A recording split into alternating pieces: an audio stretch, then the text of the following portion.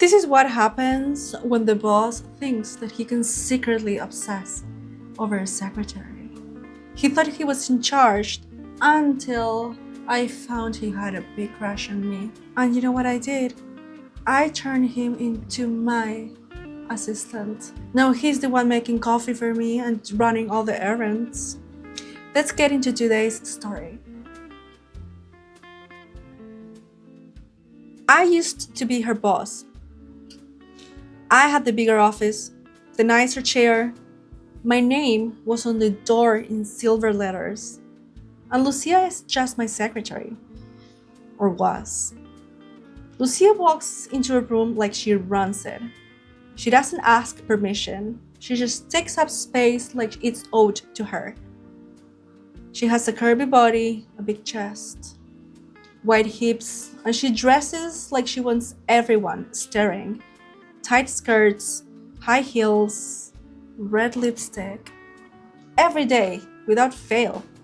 Her voice is loud, her heels are louder, and when she speaks, the whole room listens. Even the clients get quiet when she enters. She doesn't care who's in charge on paper because she acts like the place belongs to her. And honestly, it kinda does. People fear her and people want her. And I'm both. I want her, but I also fear her, even though she's just my secretary, or was. And I thought I was being careful. I thought I was subtle.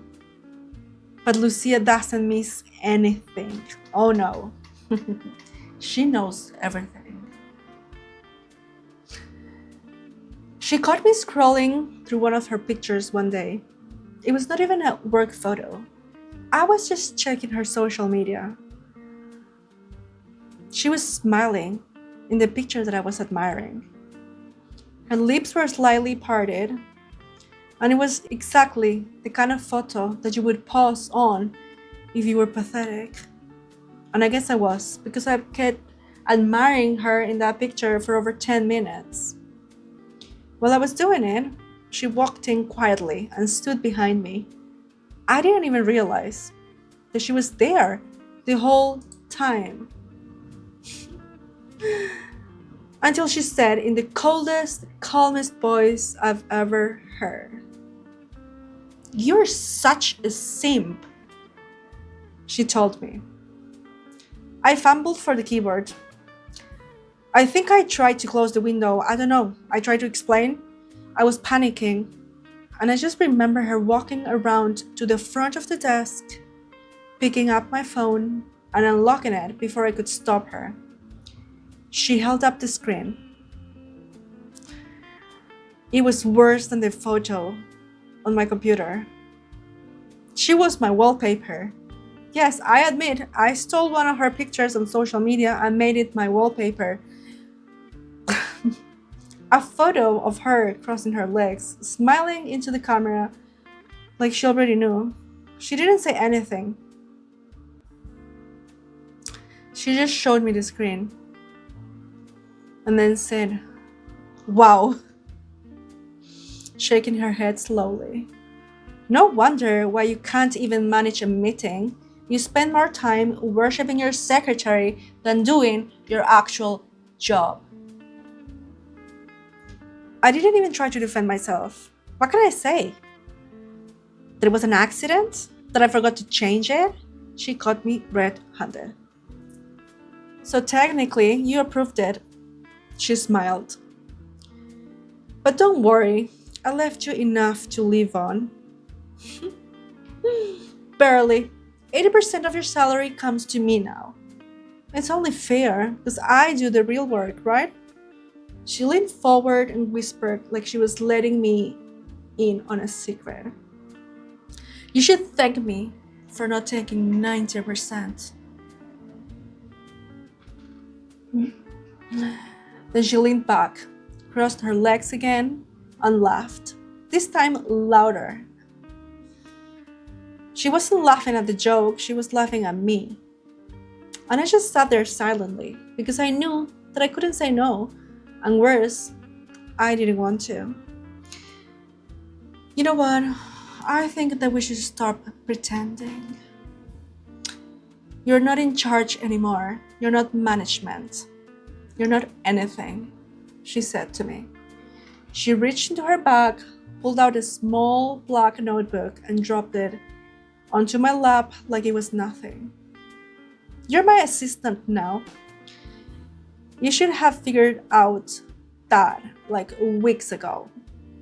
I didn't move. She uncrossed her legs and leaned forward slowly. Look, I'm the boss now. And you just make my life easier. That's your job from now on. Your only job. I opened the notebook, and it wasn't just a to-do list.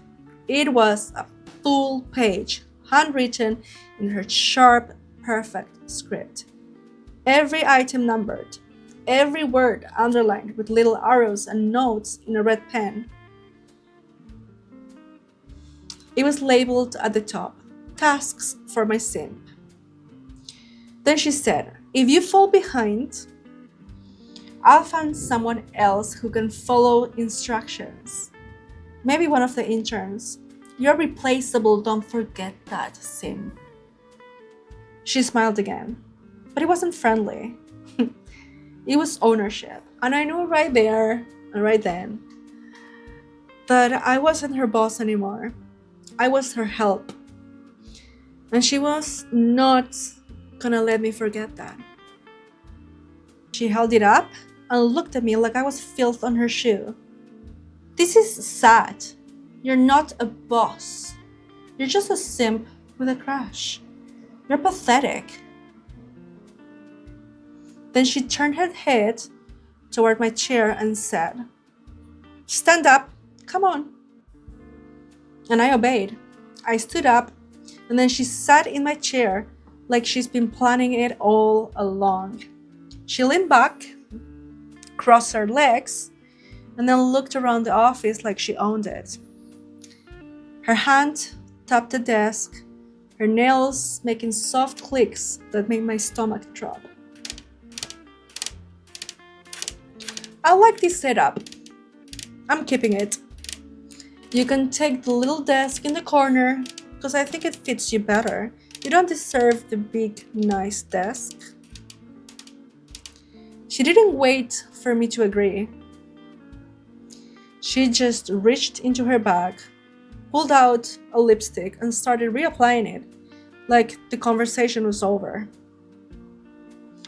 Then, without looking up, she said, sit. I need a footrest. I blinked. But she glanced at me with a smirk and added, or do you want me to explain to the big bosses why you spend so much time zooming in on my lips than reading your own quarterly reports? I sat and I obeyed her. If she needed a footrest, she'll have it, but please, I'm begging Lucia not to rat me out. She rested one perfectly manicured foot on my thigh, leaned back in my chair, and she let out a soft sigh. Like she was finally comfortable. Then she crossed her other leg over, and I felt the heel of her shoe pressing onto my body like it belonged there. She looked at me for a moment and said, you used to sign my paychecks. Now I decide what you earn and what I earn. You're not signing paychecks anymore. I'm gonna give myself a raise. I know that I got one last week, but I'm gonna give myself another raise. You'll see it on the next report. You now make 20% less than what I do now. And guess what? I will handle the payroll now,